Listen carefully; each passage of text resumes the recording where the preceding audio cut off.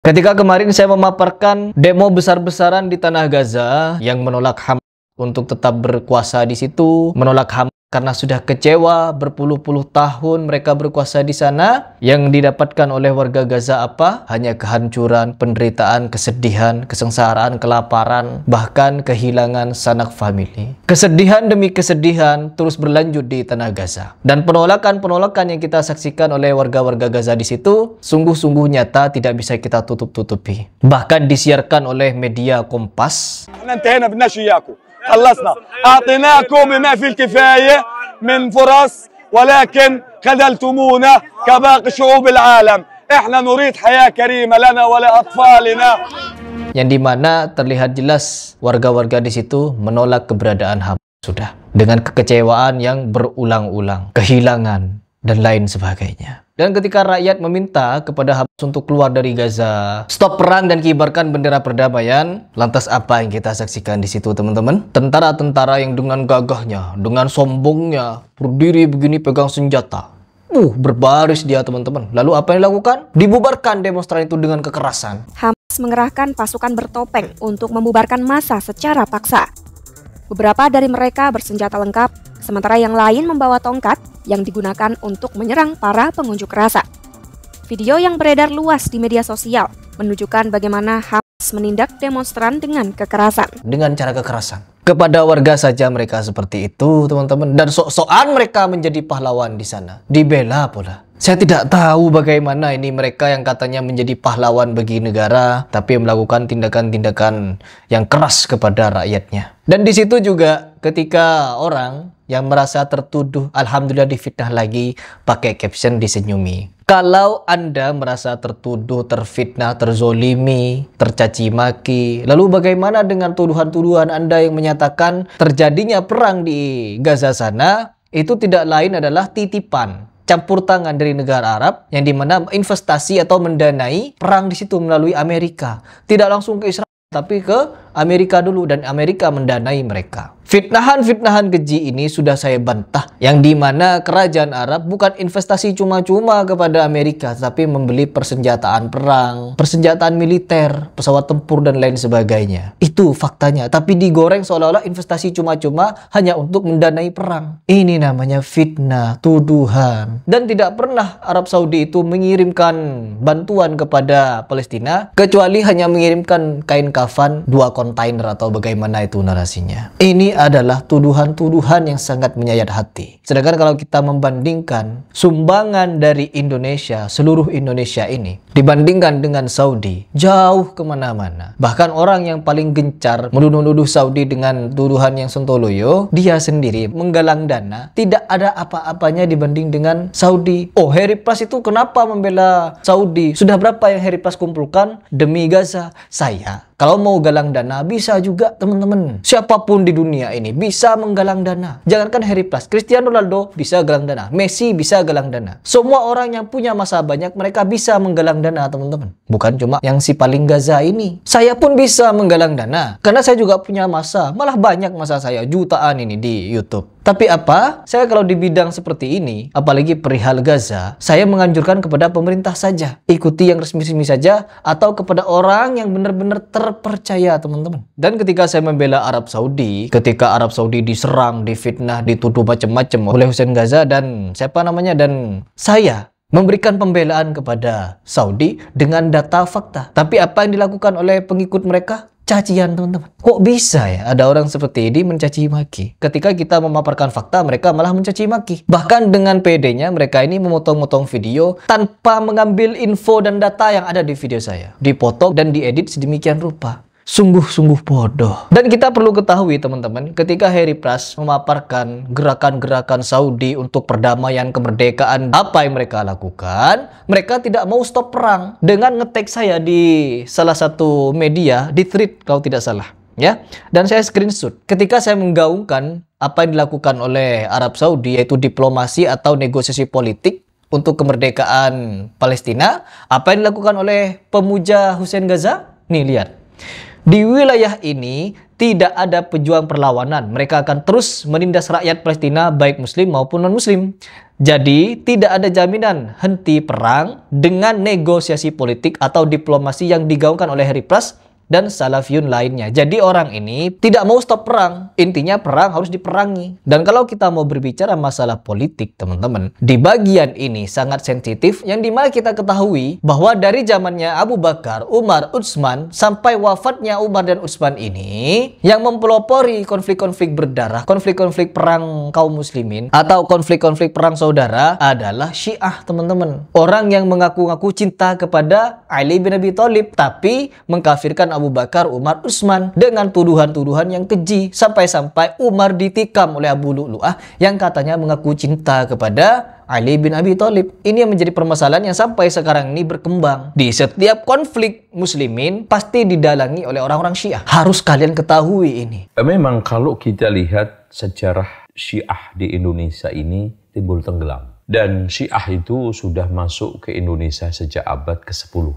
Masehi. Dan selalu menimbulkan kontras antara umat. Bagaimana umat Sunni dengan kaum adat diadu di Sumatera oleh Syiah di belakangnya ternyata. Kemudian di Jawa, bagaimana akhirnya Amangkurat I membantai di alun-alun Surakarta 6.000 ulama Giri Kedaton. Ternyata setelah kita usut di belakangnya itu ternyata Syiah. Manunggaling Kawula Gusti. Jadi, begitu juga tuduhan-tuduhan Wahabi ini. Dari kelas internasional dan nasional itu ternyata di belakangnya selalu Syiah. Makanya lihat aja, kalangan-kalangan tradisional ini yang kenceng menggulirkan Wahabi. Kalau dia tidak dekat dengan orang Syiah, atau dia itu Syiah sendiri sedang bertaqiyah di organisasi itu. Dengan demikian, kita harus pahami pihak yang sekarang paling lantang dan dalam sejarahnya yang menggulirkan Wahabi itu adalah Syiah. Cuma dia itu ngait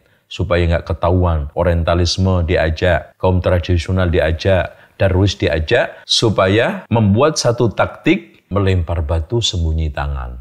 Maling teriak maling. Ini yang harus kita pahami. Dan kita juga jangan lupa, sejarah dimanapun Syiah itu ada, pasti yang diserang dulu adalah mereka yang mengajak kembali kepada Al-Quran dan Sunnah. Kenapa?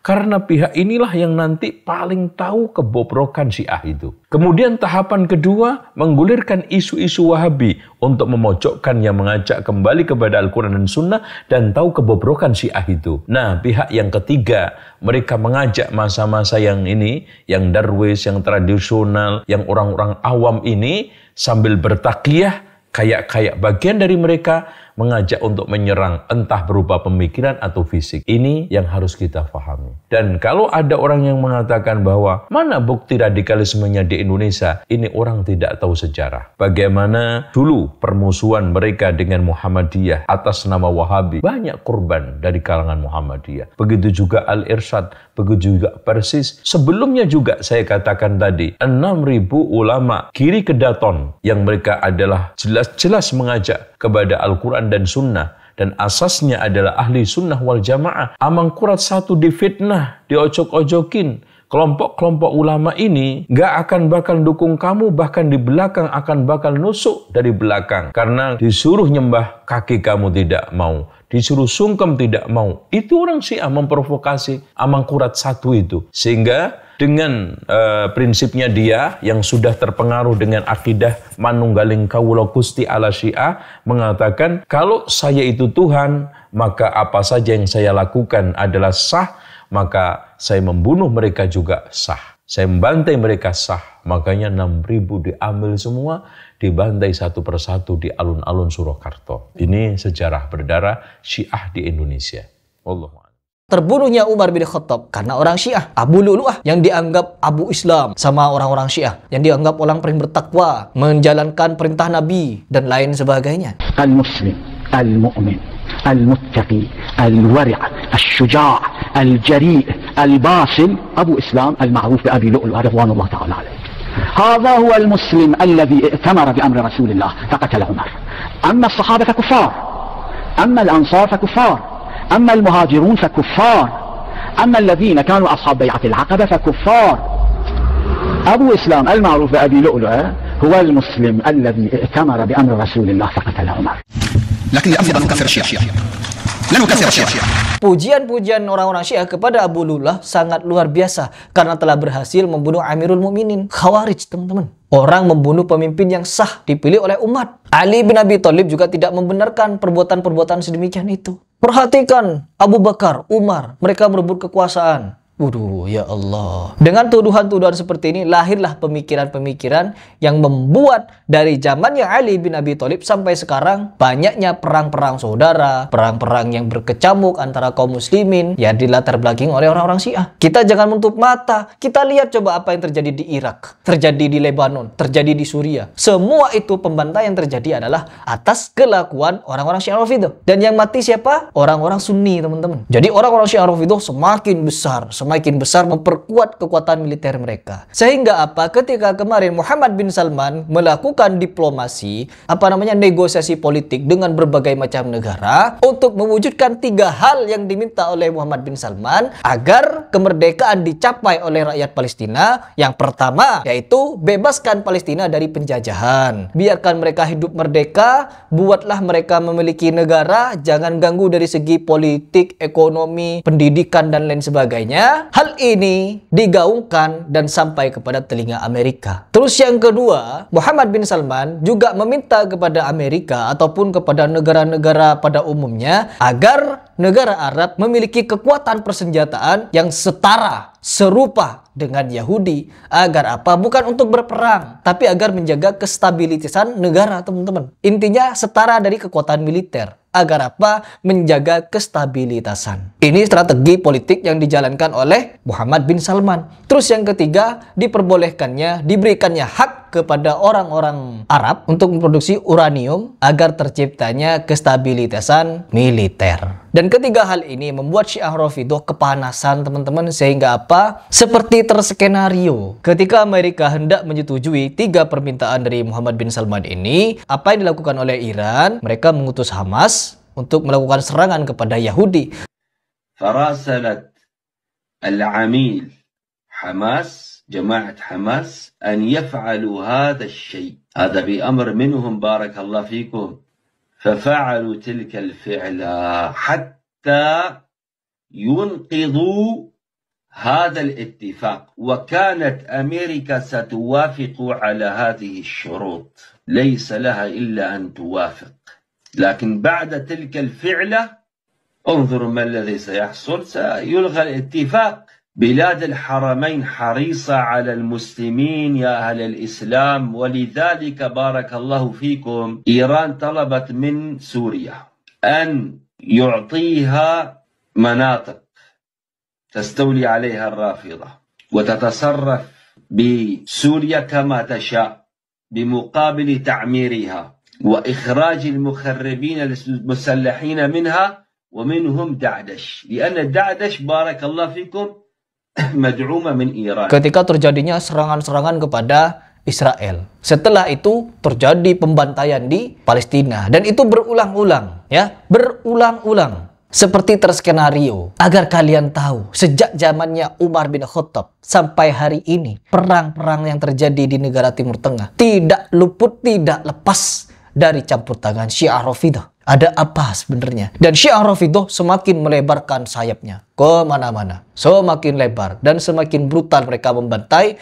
kaum muslimin, baik di Irak, Lebanon ataupun di Suriah. Makin gencar mereka itu. Dan kita tidak boleh menutup mata atau menghilangkan sejarah kelam seperti ini, karena memang tujuan mereka ini untuk melemahkan negara Arab. Ketika negara Arab ini lemah, mereka akan masuk untuk membantai mereka. Saksikan sendiri di perbatasan Arab, mereka melakukan serangan-serangan, teman-teman, yang terselubung di sana. Jadi bagaimana mungkin ketika saya memberikan dukungan terhadap negara Arab itu bukan cuma mendukung dari segi makanan, teman-teman. Uang dikirim oleh Arab. Bahkan tiap bulan loh, negara Arab Saudi itu tiap bulan memberikan bantuan ratusan miliar kepada Palestina. Bantuan makanan, logistik dan lain sebagainya, pakaian. Ujuk-ujuk muncul podcast yang dimana negara Arab cuma membantu kain kafan katanya. Malah ada titipan, perang di Gaza itu titipan orang Arab. Ini namanya fitnahan dan tuduhan. Dan ketika hal ini dibongkar, ketika hal ini dinyatakan oleh Harry Price, Harry Price dinyatakan Yahudi pesek sama mereka. Na'udzubillah.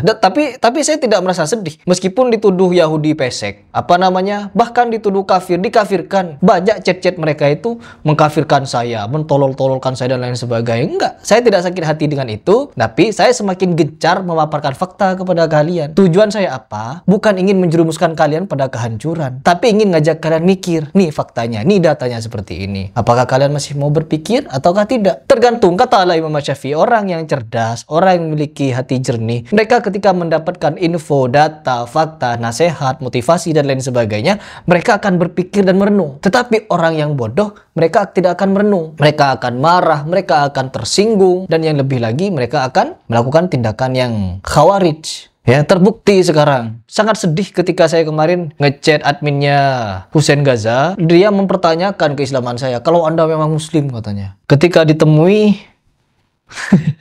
diem ya.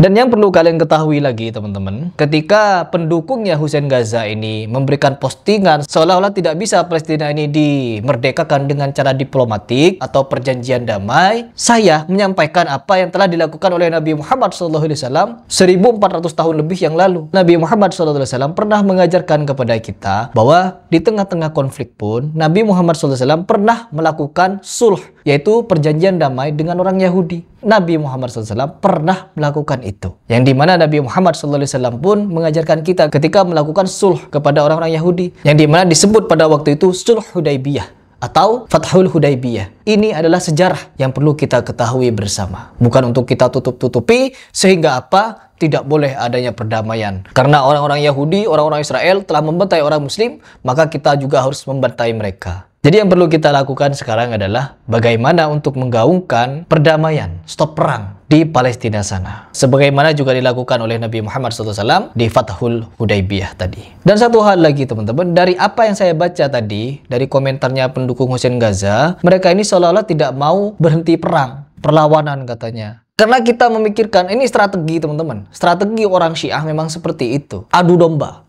Orang Syiah ini mengadu domba. Apabila orang Arab Saudi menurunkan militernya kepada perbatasan Saudi untuk berperang dengan Israel dan lain sebagainya, untuk membela Palestina dengan adu kuat menggunakan senjata, Israel kuat. Makanya dari itu, petinggi-petinggi Arab melakukan gerakan diplomatik untuk memerdekakan Palestina. Terkhusus Muhammad bin Salman menggunakan 3 permintaan tadi, yang membuat orang-orang Syiah Rafidhah ini tidak terima. Ketika Arab Saudi kuat, lalu bagaimana orang Syiah ingin menghancurkan itu?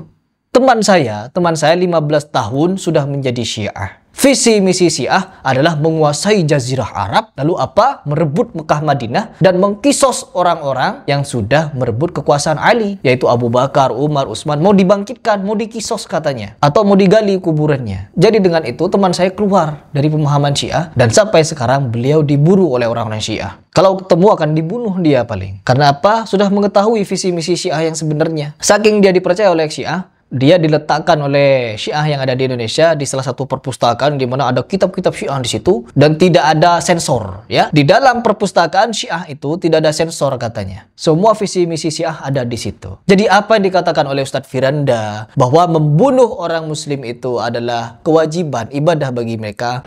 Ustaz, apakah benar imam-imam Syiah berkata wajib atas kalian membunuh Sunni walaupun membunuhnya dengan sembunyi-sembunyi? Saya nukilkan riwayat seperti ini ya. Dalam kitab saya Sejarah Berdarah Sekte Syiah, orang-orang Syiah menukil dari seorang imam mereka bahwasanya hendaknya membunuh orang-orang sunnah, bahwasanya orang-orang sunni itu darahnya halal dan hartanya halal, dibunuh semampunya, dan mereka lebih hina daripada anjing, lebih hina daripada Yahudi dan Nasrani. Ya, kalau bisa dibunuh, sebaiknya dibunuh dengan sembunyi-sembunyi, kalau enggak sembunyi-sembunyi enggak apa-apa. Ini fatwa dari salah seorang ulama mereka atau imam mereka, selaras dengan apa yang disampaikan oleh Ustadz Khalid Basalamah. Coba lihat apa yang terjadi pada saat Syiah sudah mulai berkuasa. Anda harus paham ya, orang-orang Syiah menganggap Anda semuanya ahli sunnah kafir, dalahnya halal. Mau lihat buktinya? Apa yang mereka lakukan di Irak? Mereka menggantung Saddam, membunuh umat Islam ribuan di Irak. Semua yang berpaham sunni dihancurin, dibunuh, dan bukan cuma dibunuh, masjidnya dirusak. Emang sudah begitu. Di Irak itu bukti. Di Syria itu 225.000 orang Sunni dibunuh karena mereka anggap itu ibadah.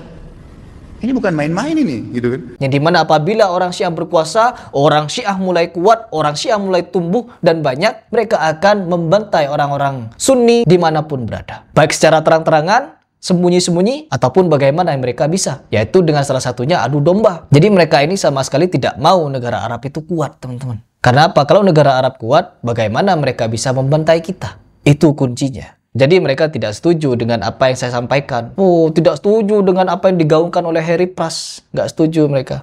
Mereka setujunya apa? Perang. Karena melalui perang ada berbagai macam kepentingan dan siasat di situ untuk mencari keuntungan, untuk memanfaatkan situasi, dan terlebih lagi untuk melemahkan negara Arab. Ini adalah beberapa fakta yang bisa kita pelajari dari keadaan, teman-teman. Dan datanya ada. Jadi mungkin di video ini itu saja yang ingin saya informasikan, karena saya memiliki beberapa informasi lagi yang akan saya sampaikan secara beruntun di video-video saya ke depan. Jadi semoga ini bisa menjadi renungan bagi kalian semua untuk memikirkan bagaimana untuk memerdekakan Palestina dengan cara yang benar.